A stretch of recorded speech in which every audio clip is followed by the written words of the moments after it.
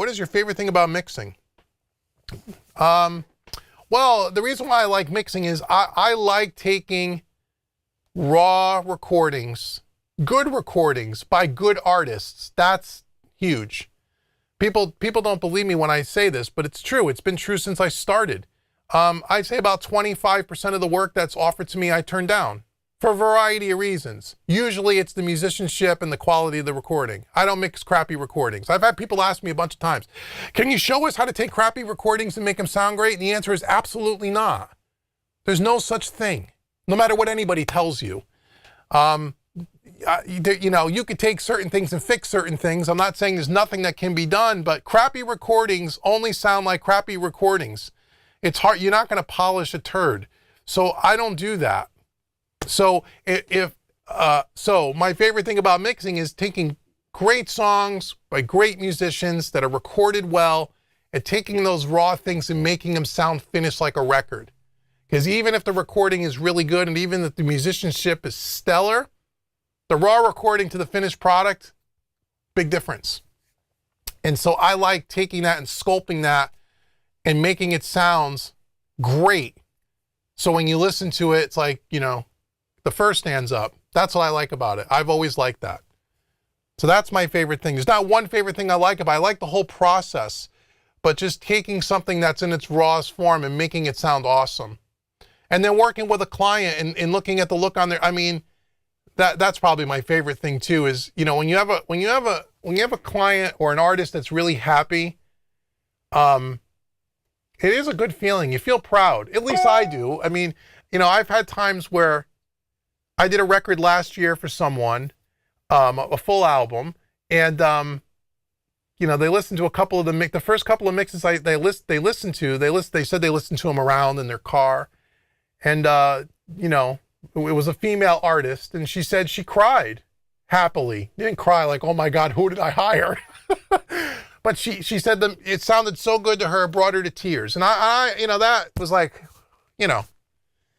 that I was able to take something and invoke an emotion in somebody like that. That was like, wow, that doesn't happen every time, obviously.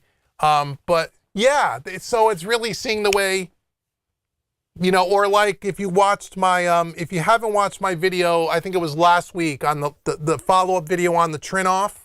And we're going to be doing another one soon. I'm doing an interview with one of the engineers from the Trinoff. We're just trying to work out our schedule. He's getting ready for NAMM, but after NAMM.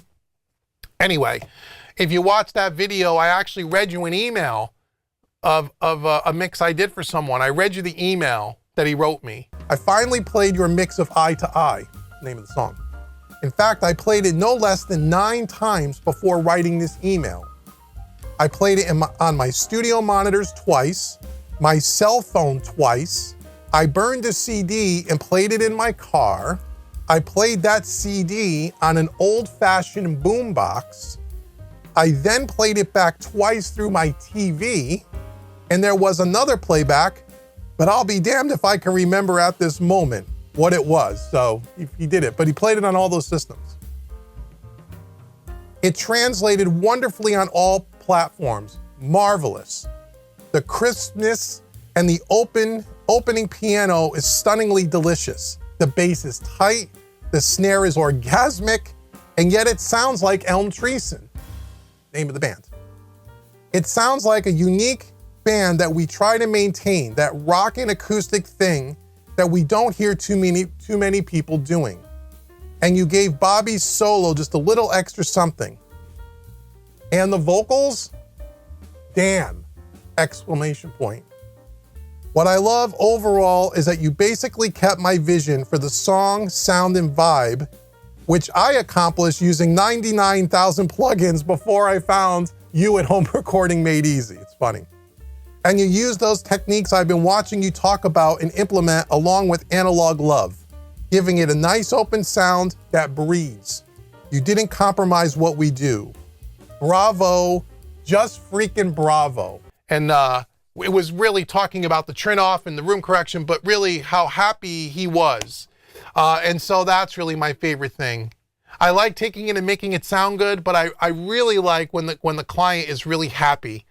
And when they write me an email like that and they're just like, wow, you know, that makes me feel good. Because, because like, yeah, as you know, and you guys all know, if you're engineers or if you're musicians and you're, guitar players or drummers or whatever, it takes a lot of years to get good at being a musician, right? It takes a lot of years to become good at mixing or recording or whatever you're trying to do.